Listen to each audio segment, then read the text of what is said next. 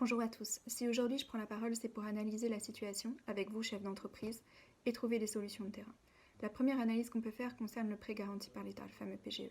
Certains y ont eu recours, notamment lors du premier confinement, et je pense qu'y recourir une deuxième fois, c'est s'endetter davantage et prendre des risques financiers quand on sait qu'on n'a pas de rentrée d'argent.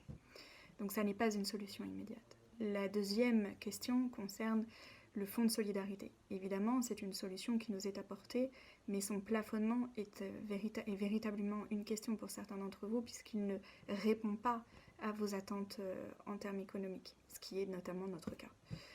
La troisième question, c'est aussi la subvention Covid-19 qui devait être versée par l'assurance maladie pour vous aider à financer certains aménagements qui étaient liés au Covid-19.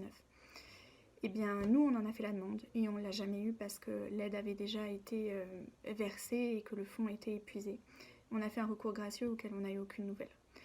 Et le dernier sujet est évidemment le chômage partiel auquel nous avons recours, probablement vous aussi pour vos salariés. Et je ne crois pas que ce soit une solution que l'on puisse se permettre d'assurer dans la durée, parce qu'en fait, pour eux, c'est aussi une perte de salaire, et nous avons cette responsabilité en tant que chef d'entreprise d'éviter aussi ces problématiques sociales. Alors, quelle solution apporter ? Vous savez, moi, aujourd'hui, je suis chef d'entreprise, mais avant, j'étais fonctionnaire. Et on m'a parlé très, très souvent de cette question du guichet unique, de la simplification des démarches administratives et juridiques. Bien, aujourd'hui, je pense qu'on y est. En ce qui me concerne, j'ai plein de contacts partout. BPI, la région, la DGFiP, tous ces organismes, la CCI, tous ces organismes où nous avons à chaque fois des interlocuteurs à qui nous racontons une énième fois nos problématiques. Pourquoi ne pas avoir un interlocuteur unique à chaque fois, à qui on exposerait une fois la situation et qui pourrait nous accompagner tout au long de ces périodes de confinement ?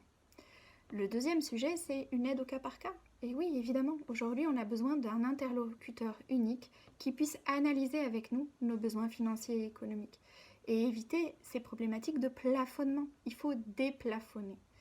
Enfin, le troisième sujet, c'est pourquoi nous, chefs d'entreprise, nous ne sommes pas présents à des réunions, à des commissions interministérielles où notre parole de terrain, notre analyse quotidienne du sujet pourrait être remontée et permettre au pouvoir public de pouvoir prendre les décisions qui s'imposent.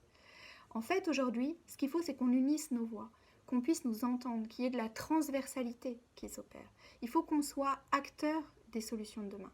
Alors, si vous partagez mon opinion, n'hésitez pas à relayer, saisissez les médias, relayons toutes ces paroles, toutes ces données qui font qu'à un moment donné, on a besoin de faire bouger les choses. Alors, je compte sur vous. Merci.